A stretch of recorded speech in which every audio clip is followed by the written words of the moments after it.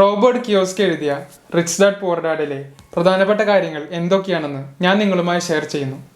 1997 തൻ്റെ 50-ാം വയസ്സിലാണ് റോബർട്ട് കിയോസ്കി ഈ പുസ്തകം പബ്ലിഷ് ചെയ്യുന്നത്. ആദ്യമൊന്നും കൊമേഴ്ഷ്യലായിട്ട് വലിയ ഇമ്പാക്റ്റ് ഒന്നും ഈ പുസ്തകത്തിന് ഉണ്ടാക്കാൻ സാധിച്ചില്ല. പക്ഷേ 25 വർഷങ്ങൾ കഴിയുമ്പോൾ എങ്ങനെ ഈ പുസ്തകം the number 1 personal finance book of all time ആയി എന്ന് നമുക്ക് നോക്കാം. ഈ പുസ്തകത്തിൽ പറയുന്ന റോബർട്ടിൻ്റെ പുവർ ഡാഡാണ് ശരിക്കും റോബർട്ടിൻ്റെ ബയോളജിക്കൽ ഫാദർ, അതായത് സ്വന്തം അച്ഛൻ. റിച്ച് ഡാഡ് എന്ന് പറയുന്നത് റോബർട്ടിൻ്റെ ചങ്ങാതിയായ മൈക്കിൻ്റെ അച്ഛനാണ് റിച്ച് ഡാഡ്. അപ്പോൾ പുവർ ഡാഡ് നല്ല പഠിപ്പുള്ള ആളായിരുന്നു, PhD നേടിയെടുത്തു, നല്ല പ്രൊഫസർ ഉദ്യോഗം ഉണ്ടായിരുന്നു. അപ്പം അദ്ദേഹത്തിനും നമ്മുടെ പലരുടെയും പാരൻസിൻ്റെ പോലെ തന്നെ റിട്ടയർമെൻറ്റ് പീരീഡിൽ പെൻഷനുള്ള ആളാണ്. റോബർട്ടിൻ്റെ റിച്ച് ഡാഡ് 8ാം ക്ലാസ് വരെ പഠിച്ചിട്ടുള്ളൂ. പക്ഷെ അദ്ദേഹം പല പല ബിസിനസ്സുകളിലും പല ഇൻവെസ്റ്റ്മെൻറ്റുകളിലും ഏർപ്പെട്ടു. ഒരാൾ മരിച്ചപ്പോൾ കുറേ $1 മില്യൺ അദ്ദേഹത്തിൻ്റെ കുടുംബത്തിനും ചാരിറ്റികൾക്കും അതുപോലെ തന്നെ പള്ളികൾക്കും വേണ്ടി കൊടുത്തു. എന്നാൽ റോബർട്ടിൻ്റെ സ്വന്തം അച്ഛൻ മരിച്ചപ്പോൾ അദ്ദേഹത്തിൻ്റെ കുടുംബത്തിന് നൽകിയത് അടയ്ക്കാൻ ബാക്കിയുള്ള കുറേ ചെക്കുകളായിരുന്നു. ഈ ബുക്കിൽ നമുക്ക് ഇവർ തമ്മിലുള്ള കമ്പാരിസൺ കാണാൻ സാധിക്കും. നമ്മൾ മനസ്സിലാക്കേണ്ട ആദ്യത്തെ പാഠം, the rich don't work for money, money works for them. സമ്പന്നരായിട്ടുള്ളവർ കാശിന് വേണ്ടി പണിയെടുക്കില്ല, കാശ് അവർക്ക് വേണ്ടി പണിയെടുക്കും. അപ്പോൾ നമ്മൾ പലപ്പോഴും ഈ മാസ ഡയലോഗ് കേട്ടിട്ടുണ്ട്, പക്ഷേ നമുക്കതിൻ്റെ അർത്ഥം ചിലപ്പോൾ അറിയാൻ വഴിയില്ല. അപ്പോൾ നമ്മൾ പലരും സൊസൈറ്റിയുടെ ഒരു കാഴ്ചപ്പാടിനനുസരിച്ചും ജീവിക്കുന്നുണ്ടാവുക. വേഗം നല്ലൊരു പഠിത്തം നേടിയെടുക്കുക, അതിനുശേഷം ഹൈ സാലറിയുള്ള ഒരു ജോലി കിട്ടിയതിന് ശേഷം ലോണിനൊരു വീട്, പിന്നെ കാർ, അങ്ങനത്തെ കാര്യങ്ങളൊക്കെ സൊസൈറ്റി നമ്മളോട് പറയുന്നുണ്ടാവുക. അപ്പോൾ ജോലി നമുക്ക് വേണം, നമുക്ക് ജോലി ഇല്ലെങ്കിൽ ജീവിക്കാൻ പറ്റില്ല, അതൊരു ഫാക്റ്റാണ്. Of course it is only means for our survival. പക്ഷേ നമുക്ക് നമ്മുടെ സാലറി കൂടുമ്പോൾ നമ്മുടെ ചിലവുകളും കൂടും, നമ്മുടെ സ്പെൻഡിങ് ഹാബിറ്റ്സ് കൂട്ടി തുടങ്ങും. നമ്മളിൽ പലരും ഒരു വീട്, കാറ് ഒരു അസറ്റാണെന്ന് വിചാരിച്ചിട്ട് വലിയൊരു വീട് ലോണിന് വയ്ക്കും. പിന്നെ നമുക്ക് ആ വീടിനോട് മാച്ച് ആവുന്ന ഫർണിച്ചർ, അതുപോലെ തന്നെ വലിയ TV, ഫ്രിഡ്ജ്, അതൊക്കെ നമ്മൾ വീണ്ടും വേറെ ലോണിന് വയ്ക്കും. ലോൺ എടുക്കാം, ശമ്പളമുണ്ട്, ഹൈ സാലറിയാണ്, അടിച്ചു പൊക്കോളും. അങ്ങനെ നമ്മളൊരു ലൈഫ് സ്റ്റൈൽ ക്രിയേറ്റ് ചെയ്യും. ഈ ലൈഫ് സ്റ്റൈൽ മെയിൻറ്റെയിൻ ചെയ്യണമെങ്കിൽ നമുക്ക് ഈ സാലറി ഇല്ലാണ്ട് പറ്റില്ല. അപ്പോൾ നമുക്കൊരു സാലറി ഒരു അഡിക്ഷനായിട്ട് മാറും. പക്ഷേ റിച്ച് ഡാഡ് പറയുന്നത് ഈ പറഞ്ഞ ആൾക്കാരൊക്കെ റാറ്റ് റേസിൽ പെടുന്ന ആൾക്കാരാണ്. അപ്പോൾ റാറ്റ് റേസ് എന്താണ്? If we offer people more money they increase their spending habits and they continue the cycle. പക്ഷേ ട്രൂ വെൽത്ത് ക്രിയേറ്റ് ചെയ്യാൻ സാധിച്ചിട്ടുള്ളത് സാധാരണക്കാർ സമ്പാദിക്കുന്ന പോലെ തന്നെ സമ്പാദിച്ചിട്ട് they convert that money into something that makes money works for them. ഇതെങ്ങനെയാണ് സാധിക്കുന്നത്? നമ്മുടെ പലരുടെയും പാരൻസിൻ്റെ പോലെ തന്നെ കാശ് ആദ്യം കിട്ടുമ്പോൾ നമ്മൾ പല ആൾക്കാർക്ക് ഡിസ്ട്രിബ്യൂട്ട് ചെയ്യുന്നു. അത് ടാക്സിൻ്റെ രൂപത്തിലാവാം, റെൻറ്റിൻ്റെ രൂപത്തിലാവാം, EMI ആവാം, അങ്ങനെ പല തരത്തിൽ നമ്മൾ ഡിസ്ട്രിബ്യൂട്ട് ചെയ്യുന്നു. പക്ഷേ ഈ റിച്ച് ഡാഡ് ഉൾപ്പെടെയുള്ള സമ്പന്നരായിട്ടുള്ളവർ ആദ്യം അവർക്ക് വേണ്ടി തന്നെയാണ് പേ ചെയ്യുന്നത്. അപ്പോൾ അവർക്ക് ആദ്യം മാസ വരുമാനം കിട്ടുമ്പോൾ അവർ ഇൻവെസ്റ്റ് ആണ് ചെയ്യുന്നത്. ബാക്കി വെച്ചിട്ടുള്ള എമൗണ്ടിലാണ് ഈ പറഞ്ഞ റെൻറ്റ്, അതുപോലെ തന്നെ എക്സ്പെൻസസ്, വെള്ളത്തിൻ്റെ ബില്ല്, അതൊക്കെ അടയ്ക്കുന്നത്. നമ്മുടെ പലരുടെയും മനസ്സിൽ ഈ സേവിങ്സ് എന്ന് പറഞ്ഞാൽ എന്താണ്? Income minus expenses equal to savings. പക്ഷെ പലരും ഇൻകം കൂട്ടാനുള്ള വഴികൾ, നമുക്കൊരു ജോലി ഉണ്ട്, പക്ഷെ അതിലല്ലാതെ വേറെ ഇൻകം ജനറേറ്റ് ചെയ്യാനുള്ള മാർഗം നമ്മൾ കണ്ടെത്തുന്നില്ല. പക്ഷെ നമ്മൾ നമ്മുടെ സേവിങ്സ് കൂട്ടാനും നോക്കുന്നില്ല, നമ്മുടെ എക്സ്പെൻസസ് കൂട്ടിക്കൊണ്ട് തന്നെ ഇരിക്കുന്നുള്ളൂ. അപ്പോൾ ഒരു പവർഫുൾ കോട്ട് പറഞ്ഞുകൊണ്ട് ഞാൻ നമ്മുടെ ഫസ്റ്റ് ലെസൺ നിർത്തുന്നു. If I pay myself first I get financially stronger mentally and physically, and if I pay myself last I get weaker. രണ്ടാമത്തെ lesson, it's not how much money you make but how much money you keep and for how many generations you keep it. It's easy to earn money than to keep it and grow it. ഇവിടെയാണ് financial ലിറ്ററസിയുടെ പ്രാധാന്യം നമ്മൾ മനസ്സിലാക്കേണ്ടത്. നമ്മുടെ കുട്ടികൾ കിട്ടുന്ന ചെറിയ financial education കൊണ്ട് അവർക്ക് അവരുടെ വലിയ സ്വപ്നങ്ങളൊന്നും നിറവേറാൻ സാധിക്കില്ല.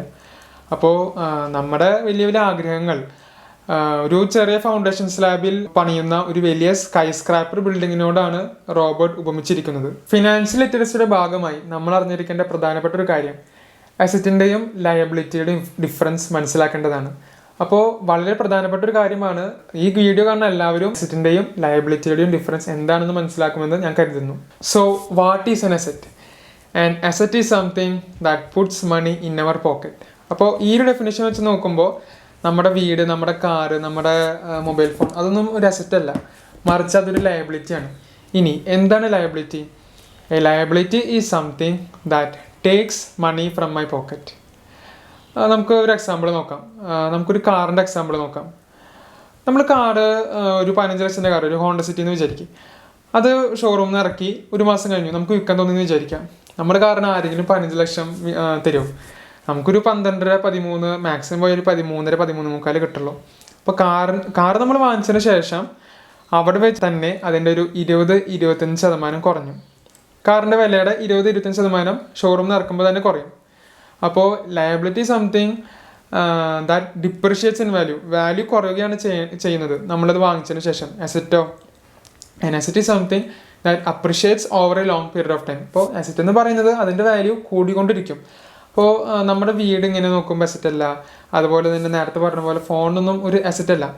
ഇനി ട്രൂ വെൽത്ത് ക്രിയേറ്റ് ചെയ്യുന്നവർ ആദ്യം അസറ്റുകളാണ് സമ്പാദിക്കുന്നത്.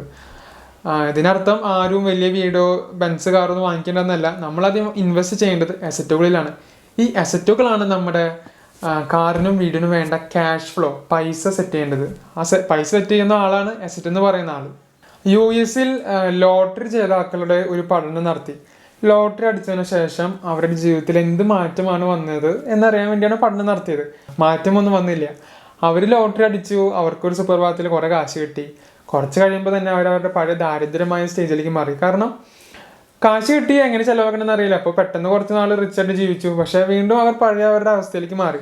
അപ്പോൾ ഇതിന് കാരണം ലാക്ക് ഓഫ് ഫിനാൻഷ്യൽ എഡ്യൂക്കേഷൻ തന്നെയാണ്. സോ ഈ ഇൻകം പ്രൊഡ്യൂസ് ചെയ്യുന്ന അസറ്റുകളിൽ ഇൻവെസ്റ്റ് ചെയ്യാത്തവരൊക്കെ റാറ്റ് റേസിൽ പെടും. കാരണം ഒരു ഇൻകം ജനറേറ്റ് ചെയ്യുന്ന അസറ്റിൽ നിക്ഷേപിക്കുന്നതിന് പകരം നമുക്ക് ലയബിലിറ്റീസിൽ നിക്ഷേപിക്കുന്നതാണ് ഇഷ്ടം. സോ വൈകാതെ തന്നെ ഇങ്ങനത്തെ ആൾക്കാർ റാറ്റ് റേസിൽ പെടും. ഇനി അസറ്റ് എന്തെന്ന് പറഞ്ഞു. ഏതൊക്കെയാണ് അസറ്റ്? സ്റ്റോക്സ് അസറ്റാണ്, ഇൻകം ജനറേറ്റ് ചെയ്യുന്ന റിയൽ എസ്റ്റേറ്റ് അസറ്റാണ്, ഗോൾഡ് അസറ്റാണ്. ജ്വല്ലറി അല്ല, ഡിജിറ്റൽ ഗോൾഡാണ് അസറ്റ്. ജ്വല്ലറി എന്ന് പറയുമ്പോൾ നമ്മൾ ജ്വല്ലറി വാങ്ങിക്കുകയാണെങ്കിൽ കുറേ ഡിഡക്ഷൻസ്, കുറേ ടാക്സ് ഡിഡക്ഷൻസ് കഴിഞ്ഞിട്ട് വാല്യൂ കുറഞ്ഞിട്ടാണ് നമ്മുടെ കയ്യിൽ ഗോൾഡ് കിട്ടുന്നത്. അപ്പോൾ ഡിജിറ്റൽ ഗോൾഡ് ഒരു അസറ്റാണ്, പക്ഷേ ജ്വല്ലറി ഗോൾഡ് അസറ്റ് അല്ല. ഇനി ഇൻ്റലക്ച്വൽ പ്രോപ്പർട്ടി. എന്താണ് ഇൻ്റലക്ച്വൽ പ്രോപ്പർട്ടി? ഇപ്പോൾ നമ്മൾ എടുക്കുന്ന വീഡിയോ, ഇപ്പോൾ ഒരു ചാനലിന് പരസ്യവരുമാനം ഉണ്ടെങ്കിൽ ആ ചാനലിൻ്റെ ഓണർ ഉറങ്ങുന്ന സമയമായാലും അദ്ദേഹത്തിൻ്റെ വീഡിയോയ്ക്ക് ആ സമയത്ത് വ്യൂവേഴ്സ് ഉണ്ടെങ്കിൽ ആൾക്ക് പരസ്യവരുമാനത്തിൽ നിന്ന് വരുമാനം നേടാം. അപ്പോൾ വീഡിയോസ് ഇൻ്റലക്ച്വൽ പ്രോപ്പർട്ടിയാണ്, അത് അസറ്റാണ്. ഇനി നമ്മുടെ വീഡിയോ ഇപ്പോൾ ഷൂട്ട് ചെയ്യുന്നത് സൂരജ് എന്ന് പറഞ്ഞൊരു എൻ്റെ ഒരു ഫ്രണ്ടാണ്. അപ്പോൾ അവൻ +2 പഠിക്കണുള്ളൂ, പക്ഷേ അവന് നന്നായിട്ട് എങ്ങനെ ക്യാമറ ഒക്കെ ഉപയോഗിക്കേണ്ടതെന്ന് അറിയാം. അപ്പോൾ ഇവനൊരു വീഡിയോ ഇട്ടെന്ന് വിചാരിക്കും യൂട്യൂബിൽ, എങ്ങനെ നമുക്കൊരു മിറർലെസ് ക്യാമറ അല്ലെങ്കിൽ പ്രൊഫഷണൽ ക്യാമറ ഉപയോഗിക്കാം. അപ്പോൾ അങ്ങനത്തെ ഒരു വീഡിയോ കാണാൻ 100,000 ആൾക്കാരുണ്ടാവും. അപ്പോൾ അതും ഒരു അസറ്റാണ്. റോബർട്ട് കിയോസ്കിയുടെ റിച്ച് ഡാഡ് ഒരു അസറ്റാണ്. കാരണം 1997 ഈ പുസ്തകം ഞാൻ വാങ്ങിച്ചത് കഴിഞ്ഞ മാസമാണ്. സോ ഇതൊക്കെയാണ് അസറ്റുകൾ എന്ന് പറയുന്നത്. മൂന്നാമത്തെ lesson, it's important to have side income along with our jobs. ലോകത്തിൽ തന്നെ one of the greatest investor Warren Buffett പറഞ്ഞിട്ടുണ്ട്, നമുക്കൊരു സൈഡ് ഇൻകം ഇല്ലെങ്കിൽ നമ്മൾ പോവർട്ടിയുടെ തൊട്ടപ്പുറത്താണ് നിൽക്കുന്നത്. അപ്പോൾ ഈ പുസ്തകത്തിൽ റോബർട്ട് ജോബിൻ്റെ JOB അതിൻ്റെ ഫുൾ ഫോം പറഞ്ഞിട്ടുണ്ട്. ജസ്റ്റ് ഓവർ ബ്രോക്ക് എന്നാണ് JOBയുടെ ഫുൾ ഫോം എന്നാണ് റോബർട്ട് പറയുന്നത്. അപ്പോൾ നമ്മൾ ശരിക്കും ജോലി ചെയ്യുന്നത് വഴി നമ്മൾ സഹായിക്കുന്നത് 3 പേരെയാണ്. ഒന്ന് നമ്മുടെ ബോസിനെ, നമ്മുടെ എഫേർട്സ് വെച്ചിട്ട് നമ്മൾ നമ്മുടെ എംപ്ലോയറിനെ റിച്ച് ആക്കുന്നു. 2 ഗവൺമെൻറ്റിനെ, ഓഫ് കോഴ്സ് ടാക്സുകളുടെ രൂപത്തിൽ ഗവൺമെൻറ്റിന് നമ്മൾ ബെനിഫിറ്റ് ചെയ്യുന്നു. മൂന്നാമത്തത് നമ്മുടെ ബാങ്ക്സ്, നമ്മുടെ അടവുകളും ലോണിൻ്റെ കാര്യങ്ങളൊക്കെ ആയിട്ട് നമ്മൾ ബാങ്കിനെ സഹായിക്കുന്നു. നമ്മുടെ യങ് ജനറേഷന് ധാരാളം ഓപ്പർച്യൂണിറ്റീസ് ഉണ്ട്. ഈ സൈഡ് ഇൻകം ക്രിയേറ്റ് ചെയ്യാനുള്ള കുറേ ഓപ്പർച്യൂണിറ്റീസ് ഉണ്ട്. നമ്മളതൊന്നും കാണാതെ പോകരുത്. അത് ഗ്രാഫിക് ഡിസൈനിൻ്റെ കാര്യത്തിലാവാം, ഫോട്ടോഗ്രാഫി രൂപത്തിലാവാം, വീഡിയോ എഡിറ്റിംഗ് രൂപത്തിലാവാം. അങ്ങനെ കുറേ മേഖലകൾ നമ്മുടെ യങ് ജനറേഷൻ മാത്രമല്ല 30s കഴിഞ്ഞവരും അവർക്കൊക്കെ ധാരാളം മേഖലകളുണ്ട് സൈഡ് ഇൻകം ക്രിയേറ്റ് ചെയ്യാനുള്ള മേഖല. അപ്പോൾ അതൊന്നും കാണാതെ പോകരുത്. അപ്പം മൂന്നാമത്തെ important lesson, it's important to have side income along with our job. നാലാമത്തെ important lesson, we should know how taxes work. അപ്പോൾ നമ്മൾ പലരും ടാക്സ് ഒരു ബർഡൻ ആയിട്ട് കാണാറുണ്ട്. ടാക്സ് നമ്മൾ അടയ്ക്കെങ്കിലും നമ്മളിങ്ങനെ പറയും, ഈ ടാക്സ് കാരണം മനുഷ്യന് ജീവിക്കാൻ പറ്റാത്ത അവസ്ഥ, അങ്ങനെ പറയാറുണ്ട്. പക്ഷെ നമ്മൾ അതിനെക്കുറിച്ച് പഠിക്കാൻ തയ്യാറാവണം. സോ ഒരു എക്സാമ്പിൾ എടുക്കാം. ഞാനിപ്പോൾ ഒരു ഗവൺമെൻറ് സ്കൂൾ ടീച്ചറെന്ന് വിചാരിക്കാം. ഞാൻ എന്ത് ടാക്സാണ് അടയ്ക്കേണ്ടത്? Income tax. ഇൻകം ടാക്സ് എന്തിനെ ബേസ് ചെയ്തിരിക്കുന്നു? ഇൻകംത്തെ. അപ്പോൾ എൻ്റെ ഇൻകം കൂടുമ്പോൾ സ്വാഭാവികമായിട്ടും എൻ്റെ ഇൻകം ടാക്സും കൂടും. ഇനി കമ്പനികൾ അടയ്ക്കുന്ന ടാക്സ് എന്താണ്? കമ്പനികൾ അടയ്ക്കുന്ന ടാക്സാണ് കോർപ്പറേറ്റ് ടാക്സ്. കോർപ്പറേറ്റ് ടാക്സ് എന്തിനെ ബേസ് ചെയ്തിരിക്കുന്നു? പ്രോഫിറ്റിനെ. ഇൻകംത്തെ അല്ല, പ്രോഫിറ്റിനെ ബേസ് ചെയ്തിട്ടാണ് കോർപ്പറേറ്റ് ടാക്സ് ഇരിക്കുന്നത്. അപ്പോൾ നമ്മുടെ കമ്പനിയിലത്തെ IT ഫീൽഡിലത്തെ ചിലവുകൾ, മാർക്കറ്റിംഗ് ഫീൽഡിലത്തെ ചിലവുകൾ, കമ്പനിയുടെ ആ ഒരു സ്ഥലത്തെ റെൻറ്റ്, അതൊക്കെ കഴിഞ്ഞിട്ട് ബാക്കി ഒരു തുക വരും. പ്രോഫിറ്റ് കിട്ടി കഴിഞ്ഞിട്ട് ഇതൊക്കെ അടച്ചതിന് ശേഷം ഒരു തുക വരും. ആ തുകയുടെ ആ ഒരു എമൗണ്ടിൻ്റെ ടാക്സ് എനിക്ക് അടച്ചാൽ മതി. അപ്പോൾ നമുക്ക് എന്തോരം ടാക്സ് സേവ് ചെയ്യാമെന്ന് നോക്കിയാൽ, എന്നുവെച്ചാൽ എനിക്ക് കിട്ടുന്നൊരു ഇൻകംത്തെ വീട്ടിലത്തെ ബില്ലുകളും എൻ്റെ മരുന്നിൻ്റെ ചിലവ്, എൻ്റെ ഭക്ഷണത്തിൻ്റെ ചിലവ് കഴിഞ്ഞൊരു എമൗണ്ട് വരും. ആ എമൗണ്ടിൻ്റെ ടാക്സ് എനിക്ക് അടച്ചാൽ മതി. എന്തോരം ടാക്സ് സേവ് ചെയ്യാൻ പറ്റും. പക്ഷേ എല്ലാവർക്കും ഇങ്ങനെ കമ്പനി തുടങ്ങാൻ പറ്റുന്നൊന്നും വരില്ല. റോബർട്ട് തന്നെ പറഞ്ഞിട്ടുണ്ട്, നമുക്കൊരു ഡിസയർ ഇല്ലെങ്കിൽ, നമുക്കൊരു ഇഷ്ടമില്ലെങ്കിൽ നമ്മൾ ഈ കമ്പനിയൊന്നും തുടങ്ങാൻ പോകരുതെന്ന്. അത് പൊളിയും. സോ ഇതിൽ നിന്ന് എന്താണ് മനസ്സിലാക്കേണ്ടത്? നമുക്ക് എന്താണ് ചെയ്യാൻ പറ്റുക? നമുക്ക് നമ്മുടെ ടാക്സ് കുറയ്ക്കാൻ പറ്റും. ലീഗൽ വേസിൽ നമുക്ക് നമ്മുടെ ടാക്സ് കുറയ്ക്കാൻ പറ്റും. ഗവൺമെൻറ് തന്നെ നമുക്ക് ടാക്സ് ഡിഡക്ഷൻസിൻ്റെ കുറേ വഴികൾ തരുന്നുണ്ട്. പക്ഷെ അത് മിക്ക പേരും, കുറച്ച് പേരെ യൂസ് ചെയ്യാനുള്ളൂ. അത് ചിലപ്പോൾ നമ്മുടെ ലൈഫ് ഇൻഷുറൻസിൻ്റെ ഒരു പ്രീമിയം അടയ്ക്കുന്നത് വഴിയാവാം. ധാരാളം വഴികളുണ്ട്. നമ്മൾ നല്ലൊരു സി എനെ പോയി കണ്ട അവർ തന്നെ പറഞ്ഞുതരും. പിന്നെ നമ്മൾ വിചാരിക്കും, സി എക്ക് കാശ് കൊടുക്കാണ്ടല്ലോ. പക്ഷേ നമ്മൾ ഈ അടയ്ക്കുന്ന ടാക്സിൻ്റെ ഒക്കെ ആവശ്യമില്ലാതെ നമ്മൾ ടാക്സ് അടയ്ക്കുന്നുണ്ടെങ്കിൽ അതിൻ്റെ ഒരു ചെറിയ എമൗണ്ടാണ് നമ്മൾ ഈ സി എ അങ്ങനത്തെ ആൾക്കാർക്ക് കൊടുക്കേണ്ടത്. റോബർട്ട് തന്നെ പറഞ്ഞിട്ടുണ്ട്, അക്കൗണ്ടൻസ്, ബ്രോക്കേഴ്സ് അവർക്കൊക്കെ നമ്മൾ നന്നായിട്ട് പേ ചെയ്യണമെന്ന്. ഇനി ഈ സി എനെ കാണുന്നില്ല, ഈ നല്ല ടാക്സിനെ കുറിച്ച് നല്ല അറിവുള്ളവർ തന്നെ യൂട്യൂബിലുണ്ട്. നിങ്ങൾക്ക് അവരുടെ വീഡിയോ ഫ്രീ ആയിട്ട് കാണാം. പക്ഷേ നമ്മൾ ടാക്സിനെ കുറിച്ച് പഠിക്കാൻ തയ്യാറാവണം. അപ്പോൾ അത് വളരെ പ്രധാനപ്പെട്ട ഒരു കാര്യമാണ്. സോ അതാണ് നമ്മുടെ 4ാമത്തെ ലെസൺ. 5ാമത്തെ lesson, the rich invent money. ഇതെന്താണ് ഉദ്ദേശിക്കുന്നത്? ഒരു എക്സാമ്പിളിലൂടെ നമുക്ക് മനസ്സിലാക്കാം. 1990 ഫസ്റ്റ് കാലഘട്ടത്തിൽ ഫീനിക്സ് മാർക്കറ്റ്, റോബർട്ടിൻ്റെ അവിടുത്തെ മാർക്കറ്റാണ്.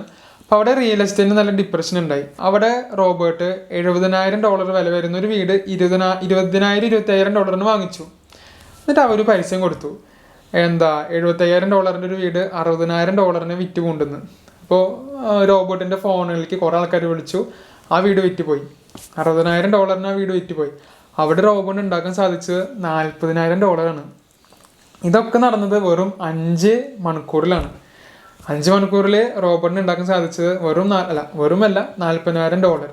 ഇനി ഇതിൽ നിന്ന് നമ്മൾ മനസ്സിലാക്കേണ്ടത്, നമുക്ക് നല്ല ഐഡിയാസ് ഉണ്ടെങ്കിൽ, നമുക്ക് നല്ല ഫിനാൻഷ്യൽ ഇൻ്റലിജൻസ് ഉണ്ടെങ്കിൽ millions of money can be made from nothing. അതിപ്പോൾ നമുക്ക് നല്ല ഐഡിയാസ് വേണം. നമ്മുടെ ഫിനാൻഷ്യൽ ഇൻ്റലിജൻസ് സമയമെടുത്ത് ഡെവലപ്പ് ചെയ്യണം. നമ്മളൊരു കണ്ടന്റ് റൈറ്റർ ആണെങ്കിൽ, ഇപ്പോൾ ഫോർ എക്സാമ്പിൾ ഈ പുസ്തകം ഇപ്പോൾ അങ്ങനെ കുറേ പേര് വായിച്ചിട്ടുള്ള പുസ്തകമാണെങ്കിലും അതിനാലും കൂടുതൽ പേര് വായിക്കാണ്ട് ഇപ്പോൾ ഇരിക്കുന്നുണ്ടാവും. അപ്പോൾ അവർക്കിപ്പോൾ മെയിൻ കാരണം മടിയാവും. അവർ ചിലപ്പോൾ ഒരു സമ്മറി നോക്കി നടക്കും. നമ്മൾ നല്ലൊരു സമ്മറി കണ്ടന്റ് റൈറ്റർ ആണെങ്കിൽ നല്ല രീതിയിൽ സമ്മറി, നല്ല രസത്തിലെ സമ്മറി എഴുതാൻ പറ്റുമെങ്കിൽ നമുക്ക് ആ പുസ്തകം ഒരു 20-50 രൂപയ്ക്ക് വിൽക്കാൻ സാധിക്കും. അപ്പോൾ അവിടെയും കുറച്ച് കാശല്ലോ, പക്ഷേ 50 രൂപയൊക്കെ it can be made from nothing. നല്ല നല്ല ഐഡിയാസ് ഉണ്ടെങ്കിൽ നമുക്ക് നമ്മുടെ ഒരു ഇൻ്റലിജൻസ് വെച്ചിട്ട് we can make some money. അപ്പോൾ അതാണ് നമ്മൾ ഈ 5ാമത്തെ പാഠത്തിൽ നിന്ന് മനസ്സിലാക്കേണ്ടത്. 6ാമത്തെ lesson, work to learn, don't work for money. 1969 നമ്മുടെ റോബർട്ട് US മെർച്ചൻ്റ് മെറൈൻ അക്കാഡമിയിൽ നിന്ന് ഗ്രാജുവേറ്റ് ചെയ്തിട്ട് ഒരു ജോലി കിട്ടി. പക്ഷെ 6 മാസത്തിന് ശേഷം അദ്ദേഹം റിസൈൻ ചെയ്തു. ഇനി അദ്ദേഹത്തിന് പറക്കാൻ ഇഷ്ടമായിരുന്നു. അപ്പോൾ പറക്കുവാൻ വേണ്ടി അദ്ദേഹം മെറൈൻ കോപ്സിൽ, US മെറൈൻ കോപ്സിൽ ചേർന്നു. അവിടുന്ന് പറക്കുവാൻ പഠിച്ചു. അവിടെ വെച്ചിട്ട് റോബർട്ട് ട്രൂപ്സിനെ ലീഡ് ചെയ്യാനുള്ള സ്കില്ല് പഠിച്ചു. റോബർട്ടിന് അറിയാമായിരുന്നു ലീഡർഷിപ്പ് സ്കിൽ എന്ന് പറയുന്നത് ഏതൊരു ബിസിനസ്സിലും ഒരു ബേസ് ആണെന്ന്. ഇനി അദ്ദേഹം ലീഡർഷിപ്പ് സ്കില്ല് പഠിച്ചു. അതിനുശേഷം അദ്ദേഹം സെയിൽസ് ട്രെയിനിങ് പഠിക്കാൻ വേണ്ടിയിട്ട് സെറൗസ് കോർപ്പറേഷൻസിൽ ചേർന്നു.